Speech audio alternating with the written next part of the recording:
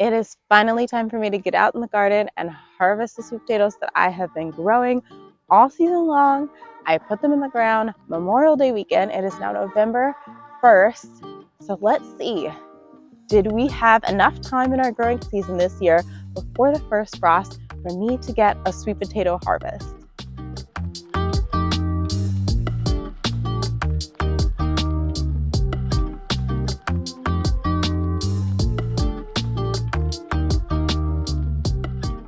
It is November 1st.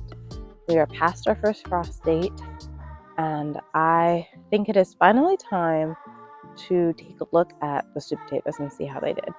I don't want to leave them in the ground any longer, even though I know that they need a really long growing season in order to produce their full size. I'm worried that if I leave them any longer, they might freeze and start to rot. I do have them covered in sort of a plastic cover over the bed where I grew the sweet potatoes. So yeah, I'm just excited to see what kind of harvest we might get from our sweet potatoes. So let's check it out. I did try and grow sweet potatoes last year, and I had a very disappointing harvest.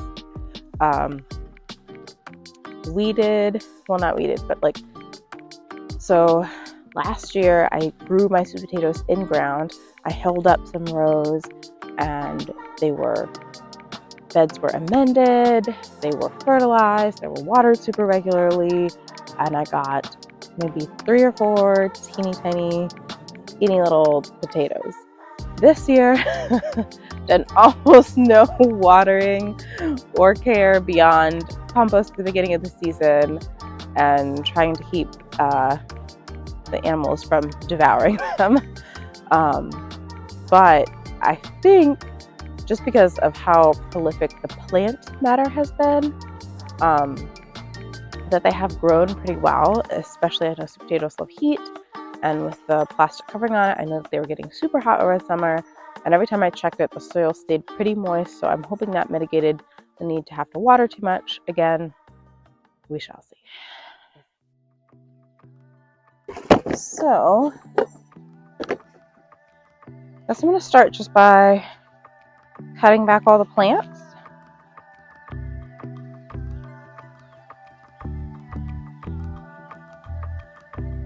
And we'll see where that gets us.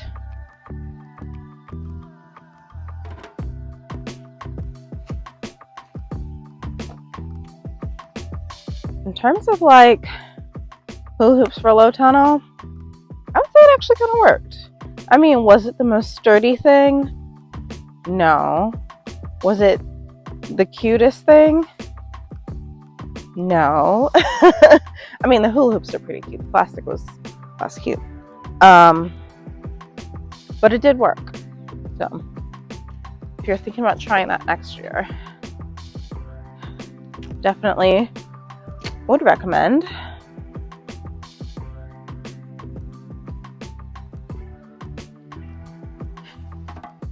Aw, there's like a couple sad zucchinis in here.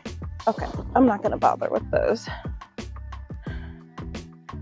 There's a zucchini plant that just wasn't thriving in the grow bag, so I covered it. Pretty much, I anything that it looked like the animals were trying to eat down to the ground. I said to myself, better to suffocate it in the heat of the plastic than the animals eat it and we get nothing at all. So that was what I did. Whether or not it was right, I'm not yet sure.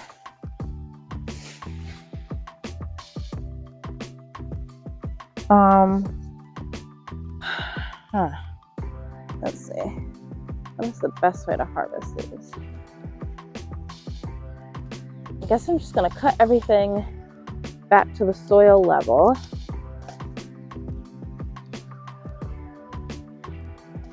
And then we'll see where we're at.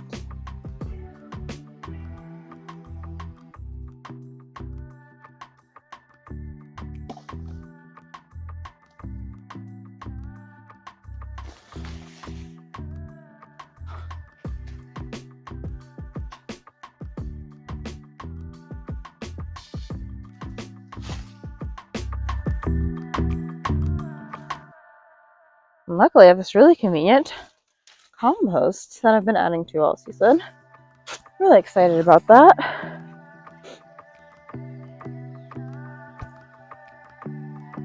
Was one of my major goals for the year is to set up compost. Do I know if it's fully successful? Not yet. I haven't tried to completely turn it yet, which I feel like I would need to do to know if there is actually soil in the bottom. And I feel like I would want to completely turn this bin into a new bin and see what the bottom of it looks like before I would say, yes, it's a success, or no, it's not a success.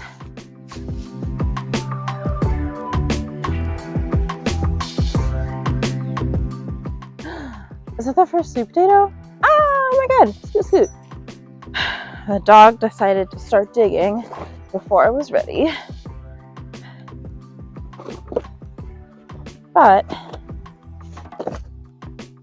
I believe he may have unveiled our first sweet potato.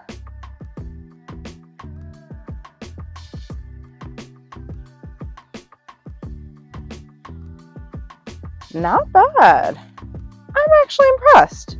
I think that's okay. Really small root here.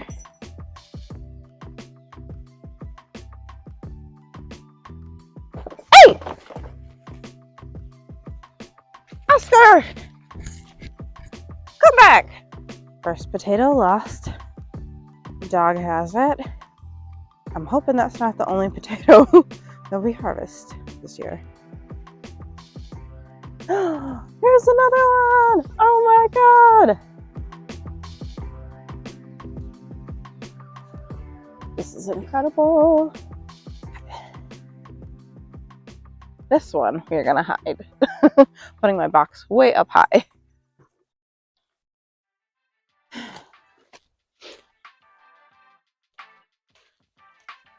So it's pretty interesting, but it feels like so far all the ones I found have been pretty close to the surface.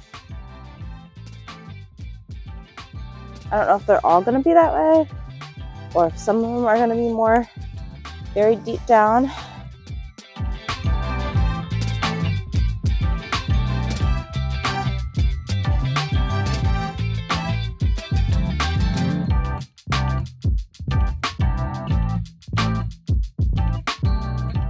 I'm seeing a lot of really small roots. Not worried yet.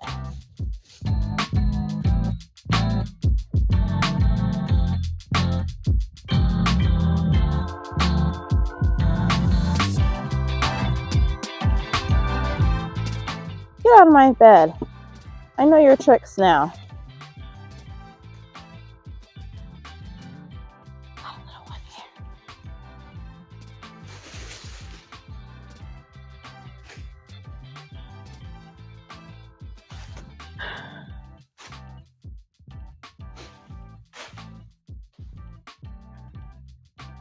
Okay. Probably I should chop this up a little bit more. Maybe I'll come back with some garden shears later and just hack it down a bit. Gotta hide my potatoes now. Excuse me. So now, let's do the first proper dig. I don't know if they're gonna all be sort of on the surface, or if any are going to be sort of deeper.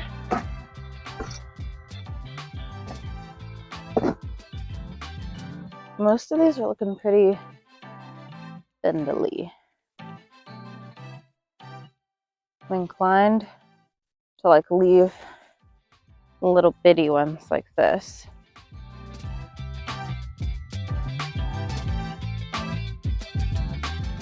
Little bitty roots.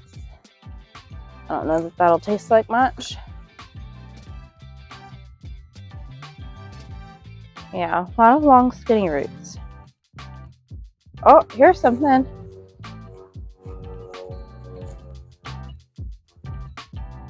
Okay, that's a decent haul.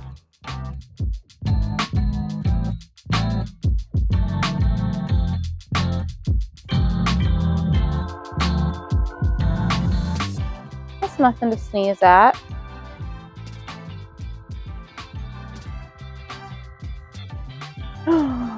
Yes! Another beauty!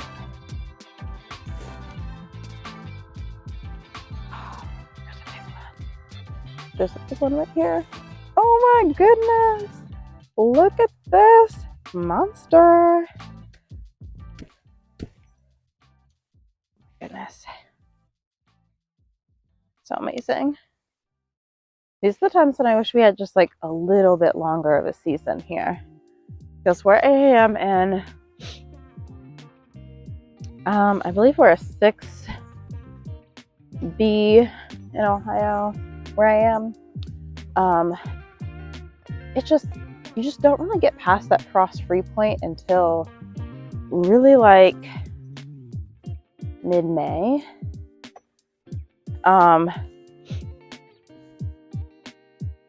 And then our first frost date is in October, so there's just really not a long enough season for them to size up properly.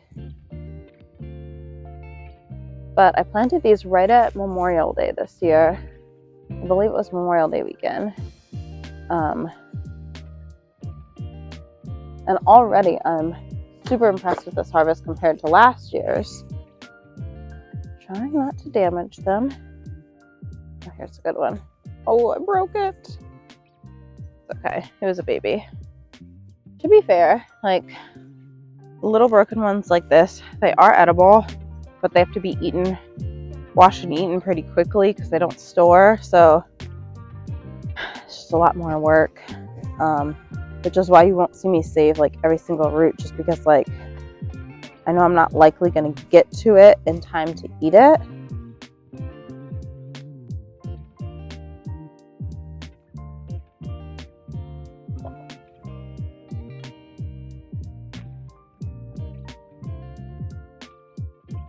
Oh, okay. This corner had some juicy bits.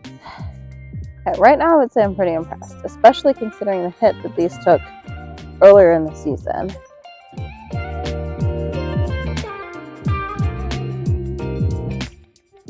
Okay, this is starting to look like a haul. Hey, if you don't get on my bed.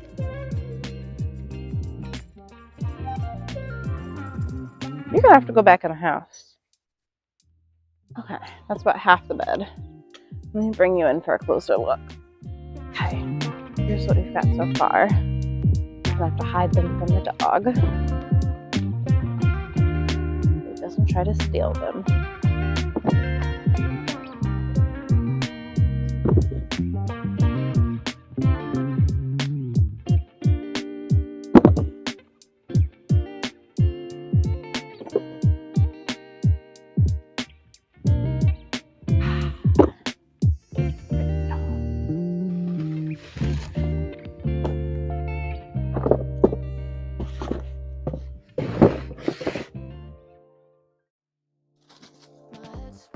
Oh my goodness. Like the right day ever comes, now it's Friday and nothing's changed. Mistakes that everyone is making, but I can't change. I'm stuck in reverse like an opens. Forgot to tap it up. Little baby. Oh, this one feels a little bigger.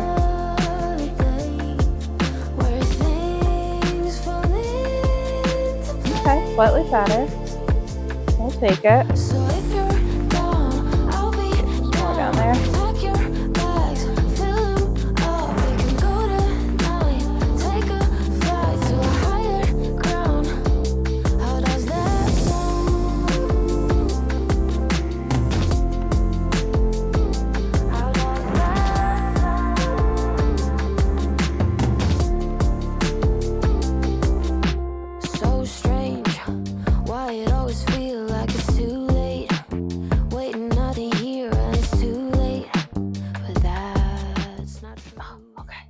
Okay, here we go.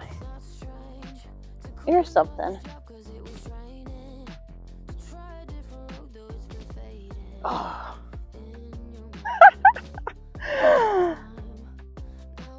That's incredible.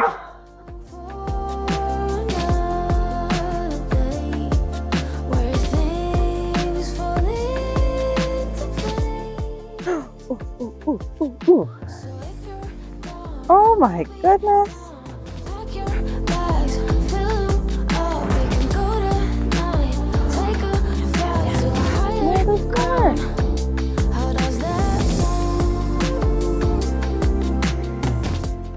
I don't know that there's going to be a ton more right now. Just sort of checking, surveying, looking for any big root networks that I can dig under. I don't want to like directly dig with my digging tool because I could break whatever potatoes are down here. Oh, like this one, it just broke a little bit.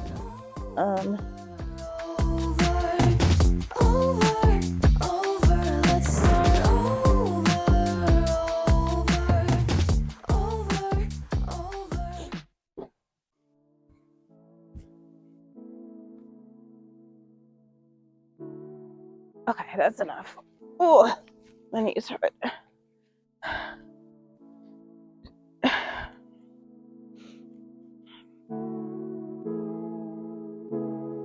All right, now that the sweet potatoes are harvested, there's one last thing that I want to do to prepare this bed for next season. I'm going to top it off with some more soil. All the compost that was in my grow bags. Nothing really successfully grew in these this year. And I don't really fault it to the grow bags. I think they just weren't protected in the way that some of the other beds were with the chicken wire mesh or the hula hoop enclosures. Because they weren't protected, everything that tried to grow was immediately eaten by a critter. So I am still interested to see if there's something cool I could do with grow bags next year. I'm thinking maybe a tea garden or a flower garden. Maybe edible herbs and things that groundhogs are less likely to munch on. But for now, I'm just going to top dress my bed with the soil. Okay, let's turn out one more.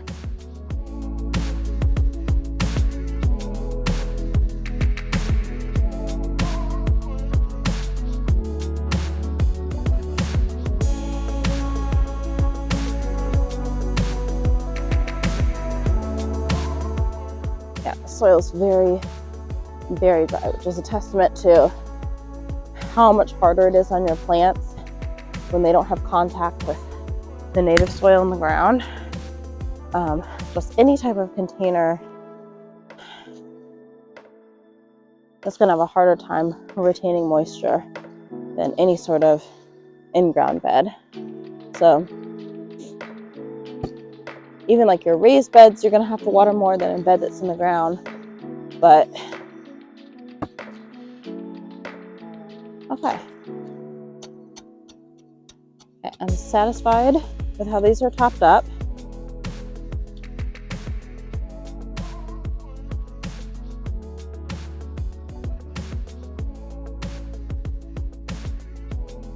The main thing I'm trying to do is just increase the soil health each and every year.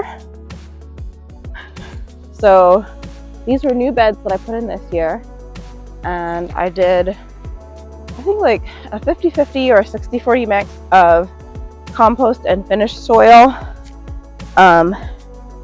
in this bed, in all 4 of my raised beds, and whatever I had extra, I used to sort of either put in the bulk planters or what are they called? The grow bags. I either put them in the grow bags or use them to top up other pots and things. But I think that over time, as I continue to add things and work with the soil and the ground, it will just continue to be more and more fertile. So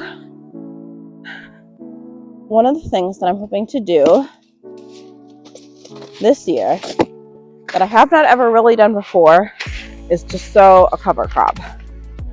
This is the Soil Builder Peas and Oats from botanical interests, and I don't know that this is like the ideal situation to plant this. It says to plant in the fall 6 to 8 weeks before your average first fall frost, which for me was October 7th, and we're now talking about November 1st.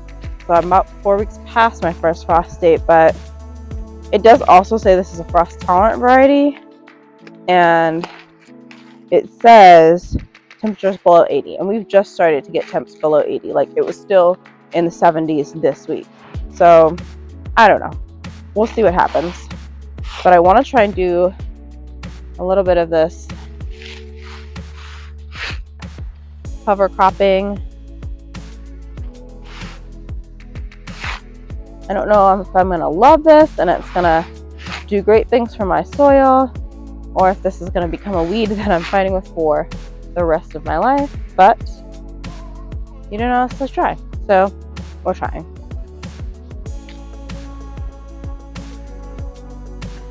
As I'm learning more about organic gardening, cover cropping is one of the things that's suggested to naturally increase the nitrogen content and fertility of your soil, as well as to keep it loose and workable and not compacted. So yeah, gonna hit these with probably a lot of water because I put some very dry soil on top of this bed. And yeah, it's hydrophobic. It's not even penetrating to the bottom layers. So probably a lot of water needs to get in this soil. And the other thing I think that I might do today is to top this with some just dried fall leaves, just to help hold the seeds in the soil until they germinate so that they don't get eaten by birds.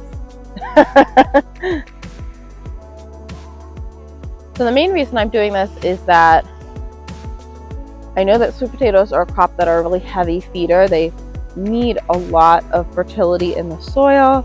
I probably won't grow them in this exact same bed next year, but regardless, because I might want to rotate some, regardless, I think that it would be really beneficial to try cover cropping and try to add some materials, some organic materials, some materials that can break down and decompose over the winter, so that come spring, we're starting from a base of higher fertility in our soil. All right, here we go. Leaves.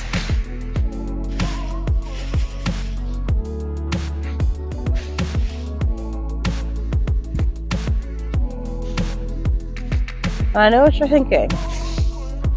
Aren't you going to have lots of weeds in your garden next year if you spread all these leaves on top? Maybe. We're also possibly going to have a lot of peas and oats from our soil builder. We're going to have to... I'm going to have to figure out how to terminate this cover crop when the time comes. But for now, that's pretty much it. I'm going to water this down so the leaves don't blow away, and we will have put our garden bed to bed for the year.